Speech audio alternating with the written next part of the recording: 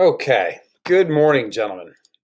Today is Thursday, April the 23rd, and today we are going to talk about the topic of angular momentum.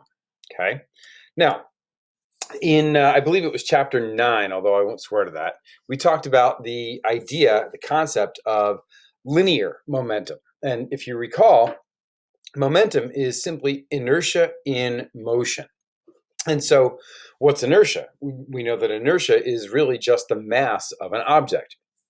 And the motion of an object is described at any instant as its velocity, how fast it's moving in a given period of time. And so, the same kind of thing is true when we go to talk about objects that are moving in a circular path. So, objects in straight line motion have linear momentum, right? Mass times velocity, inertia times motion, if you will.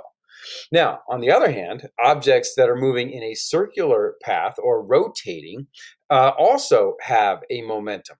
But in this case, it's actually what we call an angular momentum. Okay. So objects that are rotating have an angular momentum. Well, what plays the role of inertia in angular momentum? Well, that would be the moment of inertia, that capital I that we talked about the other day. And what plays the role of the velocity? Well, that would be the rotational velocity, right? Given by the Greek letter omega. Remember the little W symbol that we used for rotational velocity. Now, before we get into the formula itself, let's just make sure that you still understand that Newton's first law still applies. All right. An object in motion tends to remain in motion, and an object at rest tends to remain at rest. And the same thing is true for an object that's moving in a circle. So an object will maintain its angular momentum unless acted upon by an unbalanced force. In other words, if something is not spinning, it's not just going to, magically start to spin. And in addition, if something is spinning, it's not going to stop unless there's an external force working on it. Now, that force could be friction, it could be air resistance, it could be anything. All right. But if there's none of those things acting on a spinning object, it'll keep spinning forever and ever and ever. Okay.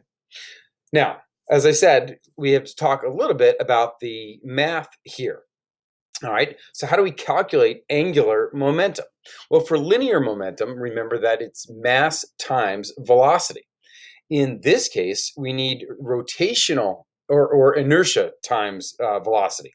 But in this case, it's angular momentum, and so we're talking about rotational inertia, capital I instead of just little m for mass.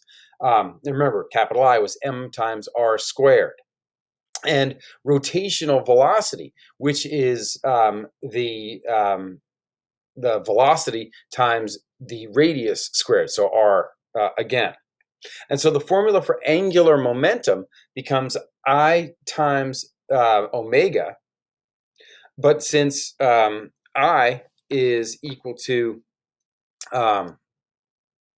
m times r squared, and omega is v over r. If we do a quick bit of arithmetic here, the squared goes away, that r goes away, and I'm left with m times r times v, or m times v times r.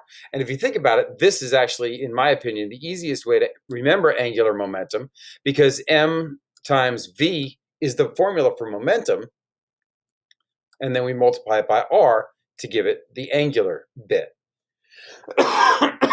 Okay, so this is the second to last lesson in our discussion of chapter 11. And so your homework for tonight will be to go through and do the review questions at the end of chapter 11, numbers 1 through 10. Do them on a separate sheet of paper and either send me a photo of them, or you can just type them into an email and send that to me. All right. Please, once again, don't copy off of some online source that's wrong. or off of your classmates who are wrong.